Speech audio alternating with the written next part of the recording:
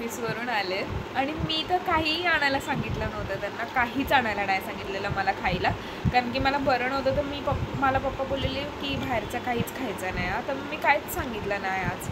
आणि हिने सांगितलं होतं. तू काय सांगितलं होतंस? ढोकळा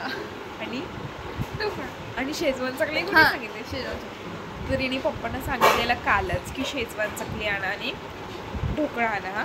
पण पप्पांना ना ढोकळा नाही भेटला, तर त्यांनी काय आणलंय दाखव ना, समोसा आणलाय. त्यांना ढोकळा नाही भेटला कारण की आणि शेजवान चकली. आणि शेजवान चकलीमध्ये आमची भांडण चालते की म्हणजे मी नसते ना दिवसभर घरी, तर ह्यांनी पाकिट संपवलेलं असतं, माझ्यासाठी राहतच नाही का. आणि माझं असं असतं की मी घरी गेल्यावरती शेजवान चकली खायला.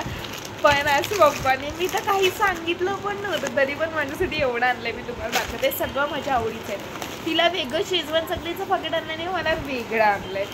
आणि मी तर सांगितलं पण नव्हतं, माझ्या लक्षात पण नव्हतं एवढ्या दिवसापासून.